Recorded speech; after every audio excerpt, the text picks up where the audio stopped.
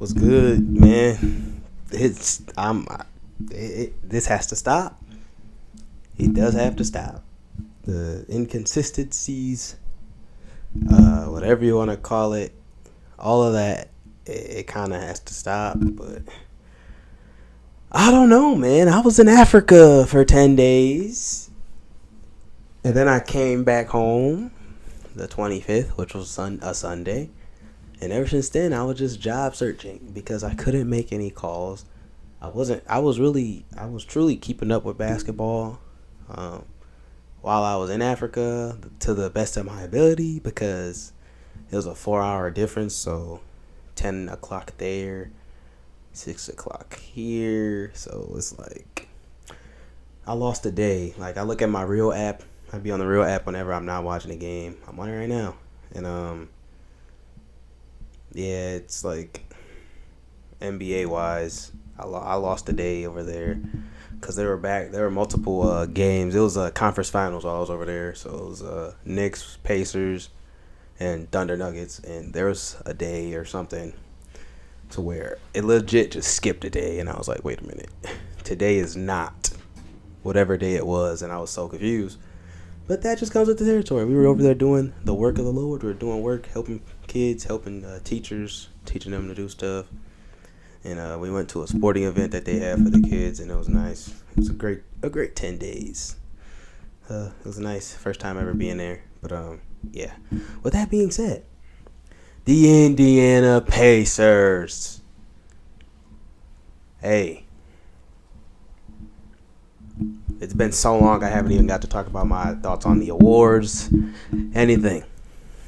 I think I'm not going to get into much detail about who I thought should have won MVP, but his name is not Shai Gilgeous-Alexander, and this guy plays for the Denver Nuggets, and he averaged a 30-point triple-double, and he averaged over 2 stocks a game, and he's a center, but I digress.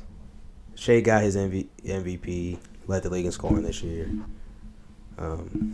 Can't take it away from him on the best team in the league, but yet again. Nuggets took him to 7 with Jokic playing bad, and out of the 7 games, at least 4 not having a good game. And they still took him to 7. So, I digress. But game 1. Nope. Yeah, I guess we can start talking about finals because next, Tom Thibodeau, I'm going to get to that firing in a bit too. But right now, we are going to talk about Game 1 of the NBA Finals. All we need to talk about is the Oklahoma City Thunder having the lead for 46 minutes of the 48 of the basketball game and losing to a Tyrese Halliburton walk-off jump shot with 0.3 seconds left on the clock. Thunder, I don't know if it's tough. It's tough to come back from something like that because at the end of the day, you were up the entire game. Forced them to 20-plus turnovers, 19 in the first half. Can't even capitalize. Thunder are better. See, that's one thing about the Thunder. I'm not a Thunder hater. I do not like Shai, so that plummets my liking of that team, but I'm a realist, and Shai's a dog. I don't like the foul baiting. It's unnecessary. He didn't do much of it yesterday. He had 38 points. But let me get back to them selling the game. So, in basketball, a lot of basketball is a game of runs, as we've seen with the Pacers this entire playoffs. Pacers have been able to go on runs with 3 minutes or less in the game and come back and win the game with a Tyrese Halliburton game winner or a game-tying shot multiple times. And I'm going to get into him being as clutch as he is. But I want to talk about the Thunder. How do you force 24? I don't care if they're dead ball turnovers. How do you force 20-plus turnovers and only score 9 points off of those turnovers? If you force 20-plus turnovers, you need to at least get 10 points off of those turnovers. I think they had 9 or 11, whatever. That's not it. I don't care if there are dead ball turnovers. You're supposed to capitalize regardless. and it's tough because your big three of Shea, Chet, J-Dub, 2/3, 66% of that big three did not show up. Chet, J-Dub combined for 8 for 28 shooting last night. Chet getting out rebounded, blocked. J-Dub just not pulling up to the moment. And I kind of like, I'm a big Chet fan because he's a KD. He's like a KD. He's one of those variants, as I'd say.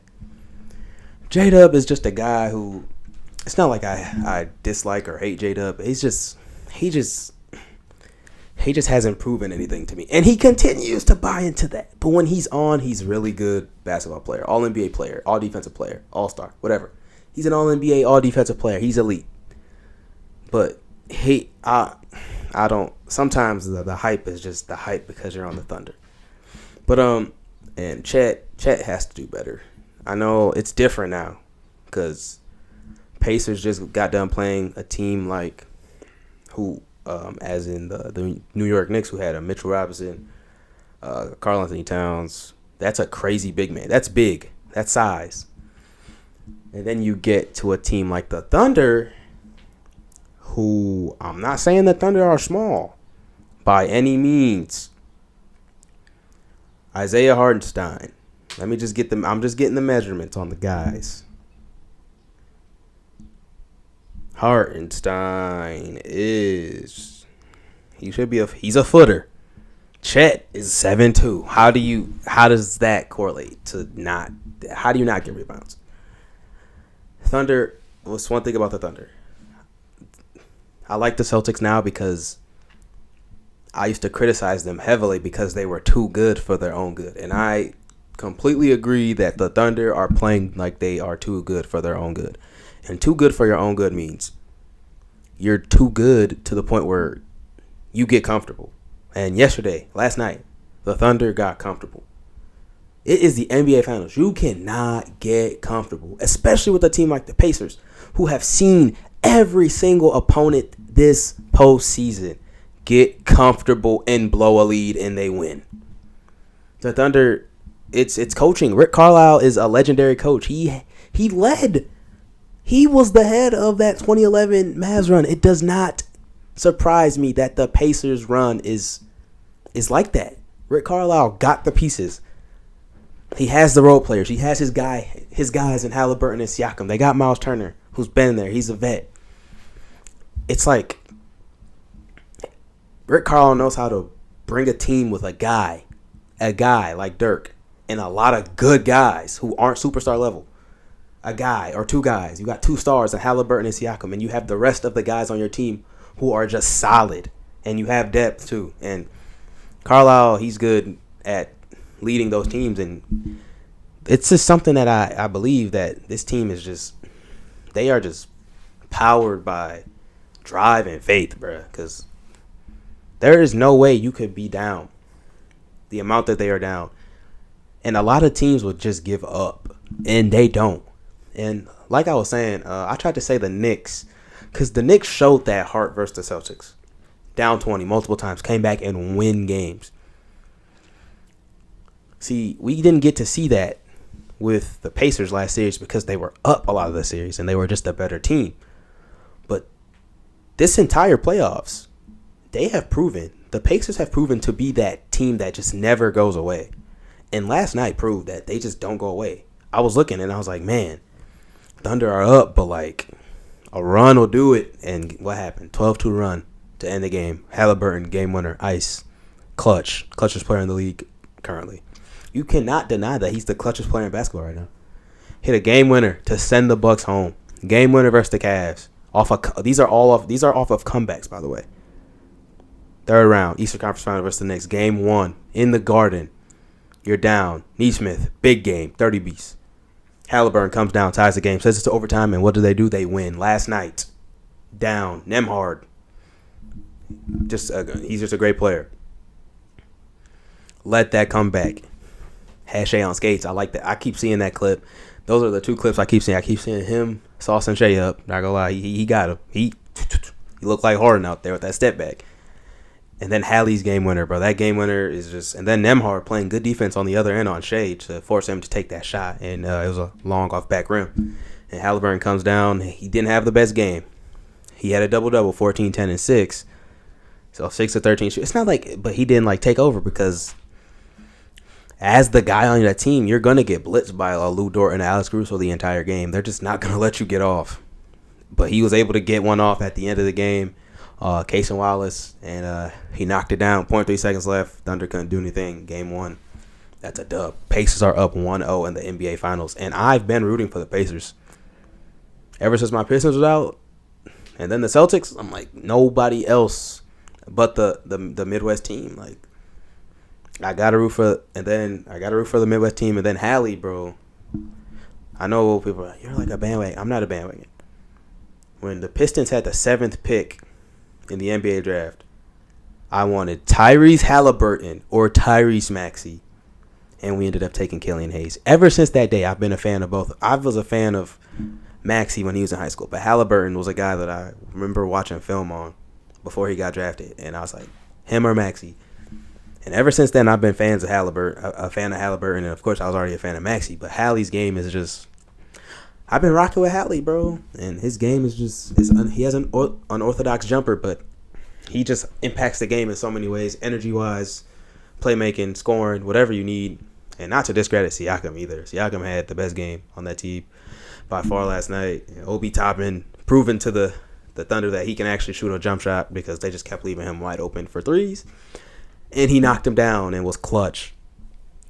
And Miles Turner, bruh, that's just a guy who you just, how do you not root for him, bruh? And on the other end, Shea, 38. He did what he could, but at the end of the game, Nembhard had him on straps. He did. And that isolation, Nembhard locked in. I know he had 38, but when it's time to close the game, you have to close the game as the MVP. And of course, might be being harsh, but like he had 38 points, 14 to 30 shooting, which is whatever. To each his own opinion about that, but the Thunder, you just can't lose that game, bro. Fan, hater, whatever you are as a basketball watcher, an avid fan, a viewer of the game of basketball, you know that that's not a game to lose at home. I don't care. You don't lose that game. And they did, and that's just something. It just goes to show you have the talent, coaching. You can't let your players. Yeah, their coach, I can't. His name, Mark. I know he's been willing them to these 60-win seasons, but he let his guys get comfortable, and then he put in a lineup of all guards. And what did Rick Carlisle do? Puts in a lineup with Obi Toppin at the 5, so where you can switch, and you can't do anything on the other end because you got size problems, and that's ultimately how it came down, man. Just Thunder got too comfortable, man. And it got to a point where I was like, man, Thunder is up, but no lead is safe with the Pacers, bro. No lead is safe if you're going against the Pacers. Protect that lead. This should be known facts, but yeah. And then, like I was saying, man, Halliburton, that clutch gene. I want to acquire that gene. I want to acquire the clutch gene. How do I acquire that? How do I become clutch in everything? Like, especially the profession. His profession is basketball. He delivers. This is one of the greatest postseasons we've seen from a player, clutch-wise, and delivering for his team. Give me the clutch gene to be able to make a podcast video with no time. Like, I need that. I'm praying for that. Because I need to be more consistent. But at the end of the day, man, Pacers up 1-0. I don't know what else to say, man. Pacers up 1-0. It's summertime. I was not planning on keeping up with the finals if the Knicks would have made it, because I did not want to see two floppers going at it. But yeah, man. The Knicks. I'm gonna talk about Tom Thibodeau, and then I'm gonna probably get out of here. I don't really have much to talk about other than the finals now, because there's nothing else going on sports wise. I know WNBA, but it's the middle. It's like the beginning of the season, so there's not really much to talk about. And yeah. So Tom Thibodeau, he was fired, and I was watching my boy Chilltown TikTok. If you know, you know. Ball Nowhere OG. He was talking about the curse. It was not really a curse, but it's just something about the NBA giving these elite and veteran coaches the Coach of the Year award just for them to be fired. Not too long after, we saw it with Dwayne Casey with the Raps. Just off the top of my head, I'm just going Mike Malone, of course, and now Tibbs, who has been a Coach of the Year. Mike Bud Budenholzer. These are all coaches of the year in the past, and they know what to do, and they've all been fired. And I don't know, man. But Tibbs, I'm gonna talk about Tibbs specifically. It's just something about Tibbs that I have picked up on over the years, and the first instant was that I remember. Even though it's not processed, I wasn't processing it as I am today as a youngin. But Derrick Rose's injury.